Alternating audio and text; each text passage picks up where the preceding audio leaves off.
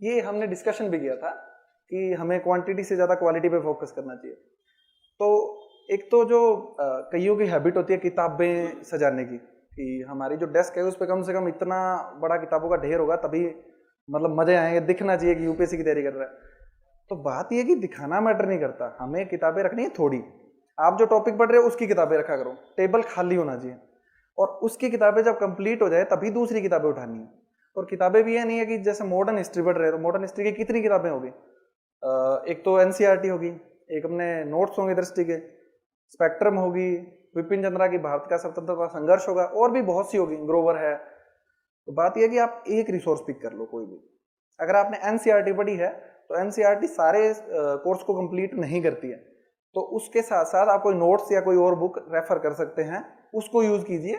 और ज्यादा किताबें पढ़ने के बजाय एक किताब को 10 बार पढ़िए, 10 किताबें एक बार पढ़ने के बजाय। एक सवाल है कि पीटी से 3 महीने पहले क्या स्ट्रेटजी अपनानी चाहिए। एक बहुत बड़ा कन्फ्यूज़न जो हमेशा दिमाग में रहता है कि पहले मेंस की तैयारी करें या पीटी की तैयारी करें। फिर होता है कि अगर मेंस की तैयारी कर रहे हैं साथ में पीटी की तैयारी हो रही है, तो पीटी के एग्ज़ाम से कितने दिन पहले मेंस से को छोड़ देना चाहिए। तो इस तरह के कन्फ्यूजन्स को क्लियर कर दीजिए। ये जो सवाल है ये व्यक्तिनिष्ठ सवाल है, हर जो व्यक्ति है उसकी अलग अलग स्ट्रेटजी होगी। जैसे मैंने स्टार्ट किया था तो मैंने मार्च से स्टार्ट किया था पूर्णतः, मतलब पीटी के लिए। उससे पहले मेंस की कर रहा था, जैसे मेंस के टॉपिक हैं वो अपने कंप्लीट कर रहा था, लेकिन खुद की सामर्थ्य के अनुसार। जैसे आपने टेस्ट सीरीज अगर कोई ज्वाइन की है, उसमें टेस्ट देके देखिए कितने नंबर आ रहे हैं आपके। अगर नंबर कम आ रहे हैं तो आपको थोड़ा जल्दी लग जाना चाहिए, जैसे जनवरी से लग जाओ। अगर मार्क्स अच्छे आ रहे हैं तो मार्च से भी कर सकते हैं, क्योंकि मेंस और पीटी का सेम ही है, काफी चीजें सेम ही है। और अभी तो पीटी में भी संकल्पना बेस्ड क्वेश्चन पूछ रहे हैं, आपका ओपिनियन मैटर करेगा कि आपके जीवन साथी का चयन है वो अनुच्छेद 19 है या 21 है। तो अब लोगों को लगे व्यक्ति की स्वतंत्रता है और जीवन जीने की भी स्वतंत्रता है, तो वो डिपेंड करेगा कि आपका ओपिनियन क्या है।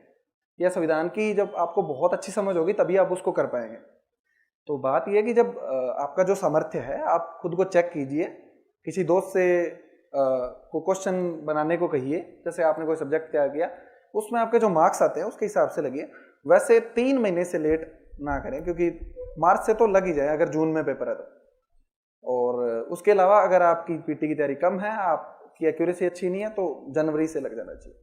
ऑप्शनल को लेकर भी बहुत सारे सवाल हैं कि ऑप्शनल क्लास कब करना चाहिए, जीएस खत्म करने के बाद करें, पहले करें, ऑप्शनल का सिलेक्शन कब करें। प्रीलिम से कम 5 महीने पहले आपका ऑप्शनल तैयार हो जाना चाहिए, क्योंकि प्रीलिम्स के पास में अगर आप ऑप्शनल की कोचिंग कर रहे हो तो फिर प्रीलिम्स भी नहीं हो पाएगा और मेंस में भी रह जाओगे। ये सारों के साथ नहीं होता पर जनरली ऐसा देखने में आता है। तो ऑप्शनल की कोचिंग है, जैसे जून में प्री है तो जनवरी तक आपका ऑप्शनल कंप्लीट हो जाना चाहिए। उससे पहले जब भी आपको टाइम मिले, चाहे जीएस की कोचिंग चल रही है चाहे नहीं चल रही है, आप उसको सेलेक्ट करो और उसको तैयार कर लो।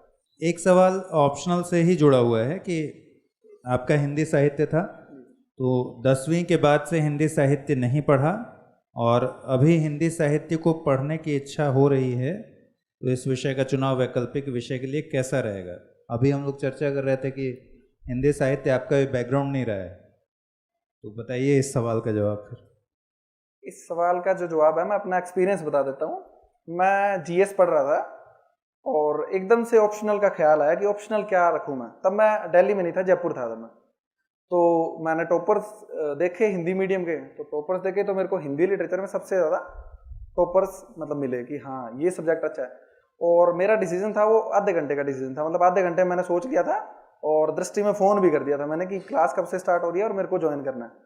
इतना ही डिसीजन था। देखो नंबर जिसमें ज़्यादा है बस वो ले लो। और हिंदी में अगर मैं प्रैक्टिकल बात करूँ तो 2 ही जो अभी सबसे अच्छे मार्क्स जिनमें आ रहे हैं बाकियों से ज़्यादा, वो हिंदी लिटरेचर और हिस्ट्री है। बाकी में थोड़े से उसके मुकाबले थोड़े पीछे रह रहे हैं। ये 2 सब्जेक्ट एवरग्रीन है। तो हिंदी साहित्य बहुत अच्छा सब्जेक्ट है, बहुत मज़े आएंगे। और मैं तो ये बोलता हूँ कि अगर किसी को यूपीएससी नहीं निकालना हो ना, उसको भी एक बार हिंदी साहित्य के विकास सर के साथ कोचिंग कर ही लेनी चाहिए। एक सवाल है, पहले आपको हार्दिक बधाई लिखा गया है, उसके बाद लिखा गया है करंट अफेयर्स की तैयारी को लेकर चिंतित रहती हूँ, स्रोत की अधिकता है और मार्गदर्शन का अभाव।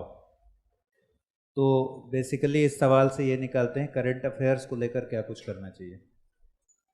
सबसे पहली बात तो मैं बता दूं, मैंने अखबार नहीं पढ़ा पूरी तैयारी के दौरान एक भी। हाँ, इंटरव्यू से पहले जरूर पढ़ा था, क्यों इंटरव्यू में 2-3 विचारधारा के अलग अलग न्यूज़पेपर पढ़ने से हमारा जो व्यू है वो बैलेंस्ड होता है। तो इंटरव्यू से पहले न्यूज़पेपर जनरली पढ़ा था। जैसे हिंदू है वो थोड़ा लेफ्ट विंग के टच का है और दैनिक जागरण थोड़ा राइट विंग टच है। तो इन दोनों से जब पढ़ते थे तो एक बैलेंस्ड व्यू हमारे पास आता था। अखबार अगर आप नहीं पढ़ेंगे, मैं ये नहीं कह रहा अखबार पढ़ना नहीं चाहिए, मैंने नहीं पढ़ा। अगर आपको अखबार में कंफर्ट है तो अखबार पढ़िए, नहीं तो मैंने जनरली क्या किया था, दृष्टि की वेबसाइट फॉलो की थी सबसे बड़ी, और इतनी बड़ी कॉपी थी मेरे पास। पूरे साल का करंट मैं जब से तैयारी लगा था तो जून 2017 से लेके जून 2018 तक, मतलब 15 अप्रैल तक मैंने करंट लिखा था डेली। और उसमें शायद ही मेरे को याद हो कि कोई दिन मैंने मिस किया था, संडे को नहीं आता था तब, तो संडे का स्किप करके बाकी मैं रेगुलर लिखता था उसमें। और उसमें मैंने पोर्शन बना लिए थे, जैसे पॉलिटी का एक पोर्शन था, कॉपी को 4 खंडों में बांट लिया था। पॉलिटी का था, इकोनॉमिक्स का था, आईआर का था, इस हिसाब से। ऐसा भी नहीं है कि सारी चीजें लिखता था, क्योंकि बहुत सारा आता है। जो मेरे को लगता था कि ये मेरे काम की है या मुझे याद नहीं हो पाएगा या ये इंपॉर्टेंट है, उसको बुलेट पॉइंट्स में, उसका भी सारा नहीं उतारता था, वो लिख लेता था और एक मैगजीन पढ़ लेता था मंथली। ये मेरा शेड्यूल था। तो अखबार पढ़ रहे हो तो अखबार पढ़ लो, नहीं तो ऑनलाइन रिसोर्स, ऐसा ना द हिंदू के जो एडिटोरियल किसी को दिक्कत हो रही है तो आपको रेडीमेड मिल रहे हैं, तो मुझे नहीं लगता कि आपको खाना बनाना चाहिए, मतलब तो बना बनाया मिल रहा है तो। एक सवाल और है कि करंट अफेयर्स कितने पीछे तक पढ़ना चाहिए, आपने क्या किया था? मैंने लगभग 1 साल और 1-2 महीने का पढ़ा था। वैसे बोलते हैं कि 2 साल का पढ़ना चाहिए, पर मेरे पास इतना टाइम नहीं था। मैं अगर पढ़ता भी तो शायद 1.5 साल से ऊपर नहीं पढ़ता, क्योंकि यूपीएससी की टेंडेंसी अब इस बार ये हो रही है कि 3-3, 4-4 साल पुराने भी करंट अफेयर्स आ रहे हैं, तो इतना तो शायद ही कोई पढ़ पाएगा।